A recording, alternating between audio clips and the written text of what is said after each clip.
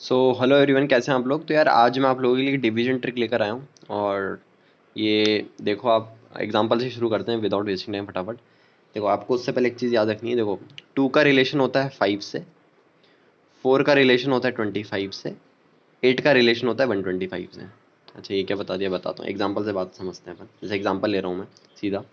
जैसे मान लो आपके पास आया 377 डिवाइडेड बाई 8। ठीक है, अब इसको डिवाइड करो। तो आप बोलोगे भैया 8 4 32। ठीक है, फिर 8 7 56। अब 56 करोगे तो वन आपके पास एलसीएम आएगा, वन आपके पास रिमाइंडर आएगा। तो जब रिमाइंडर आया तो मैंने क्या बोला, 8 का रिलेशन 125, तो सीधा 125 से मल्टीप्लाई कर दो उस रिमाइंडर को, तो 0.125। ठीक है, ईजी है। अच्छा, 2 रिमाइंडर आ जाए तो 125 का 125 को 2 से मल्टीप्लाई कर दो, 3 आ जाए तो 3 से मल्टीप्लाई कर दो। एक और एग्जांपल देखते हैं। जैसे कि मान लो 67 डिवाइडेड बाई 8 है। ठीक है, तो अब इक्वल टू 67 तो कितना आएगा, तो ये हो जाएगा 8 8 64। अब रिमाइंडर कितना है 3, तो इसको 3 से मल्टीप्लाई कर दो तो कितना आएगा 375। ईजी हो जाएगी कैलकुलेशन बहुत। ठीक है, एक और एग्जांपल लेते हैं। जैसे मान लो 4 का ले लेते हैं, 491 डिवाइड बाय 4। करो डिवाइड, कितना आएगा 4 1 4, 4 2 8, 1, 4 2 8, 9 10 11, 3 आया रिमाइंडर। तो 4 का रिलेशन किससे है, 4 का रिलेशन 25 से है। तो ये कितना हो जाएगा 0.75, 25 या 75, 0.75 हो गया। ठीक है, क्लियर है। ऐसे टू है, टू टू के लिए आपको खुद को करना है, ये आपका होमवर्क रहेगा। ठीक है, ये आप खुद करना। आगे चलते हैं। ठीक है, मैं मल्टीप्लिकेशन बता रहा हूँ अब किसका। मल्टीप्लिकेशन में बता रहा हूँ आपको किसका, 5 का, 25 का और 125 का। ध्यान से सुनना, ये बहुत इंपॉर्टेंट है, ये एग्जाम में आता भी है इसलिए। 5 को क्या लिख सकते हो आप, 10/2। 25 को लिख सकते हो 100/4। 125 को लिख सकते हो 1000/8। ठीक है, अब करते हैं। फॉर एग्जाम्पल एग्जाम में आता है 648 × 5। देखो, अब ऐसे तो आएगा नहीं एग्जाम में, पर ये क्या मिड कैलकुलेशन होती है। मान लो डीआई करी कभी, ठीक है, या कोई क्वेश्चन अरेथमेटिक का किया तो आती है मिड कैलकुलेशन। तो 5 को क्या लिखोगे आप, 10/2। यानी कि ये क्वेश्चन इतना सिंपल हो गया, आपको कुछ भी नहीं करना। 648 का आधा करके जीरो लगा देना है। तो हमारे पास आ गया 324। ये लो 3240। कितना फास्ट कर सकते हो आप। एक और एग्जाम्पल लेते हैं हम लोग। जैसे मान लो कि मैंने एग्जाम्पल लिया 4824 मल्टीप्लाई बाय 25। ठीक है, अब 25 को लिख दो 100/4। क्लियर है। तो अब इसको 4 से, है ना, इसको 4 से डिवाइड करोगे तो कितना सिंपल हो जाएगा, 4 × 4, 4 2 8, 4 8 24। और ये डबल जीरो लगा दो, ये लो जी हो गया सॉल्व। एक और एग्जांपल ले लेते हैं। जैसे मान लो मैंने एग्जांपल लिया 4824 मल्टीप्लाई बाय 125। ठीक है, इसी का एग्जांपल ले लेते हैं। तो इसको लिखोगे 1000/8। 8 से काटोगे तो कितना आएगा, 8 8 8 6 48, 8 6 24, ये 3 जीरो लगा दो जी। ये लो जी हो गया सॉल्व। ईजी है, कोई दिक्कत नहीं है।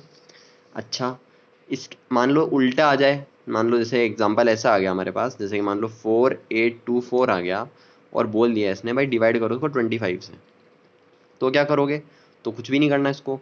4824 को 25 से डिवाइड नहीं करना आपको, नीचे रख देना 100 और मल्टीप्लाई बाय, यानी कि 4 से मल्टीप्लाई करके पॉइंट लगा दो। ईजी है, कर लोगे, कोई दिक्कत नहीं है। ऐसी 125 का भी रिवर्स कर दोगे।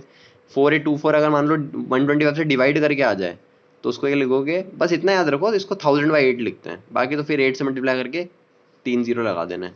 कोई दिक्कत नहीं है, हो जाएगा सॉल्व। अच्छा, ये अब एक इंपॉर्टेंट चीज़ बताता हूँ आपको। देखो, पेज कम बढ़ जाएगा। तो जैसे कि मान लो फॉर एग्जांपल, एक एग्जांपल लेता हूँ मैं।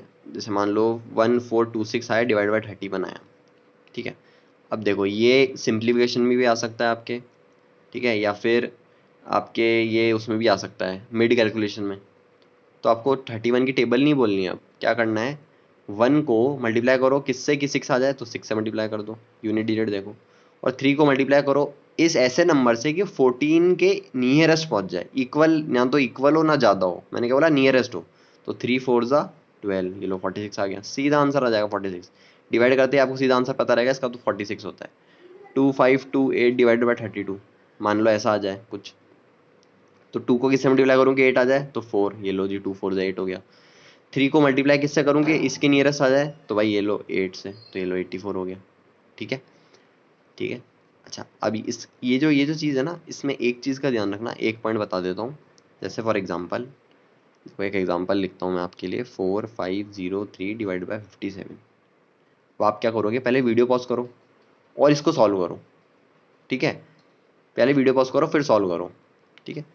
चलो चलो आपने वीडियो पॉज करके सॉल्व कर लिया, आंसर आपका देखते हैं क्या आया है। तो मैंने इसको अब मैं करता हूँ 7 9 63 और 5 8 जा 40, तो आप बोलोगे 89 है, पर 89 इज अ रॉन्ग आंसर। क्यों? क्योंकि आप सोचो, दिमाग लगाओ, 89 है, इसका अप्रॉक्स लो कितना आएगा ना, 90।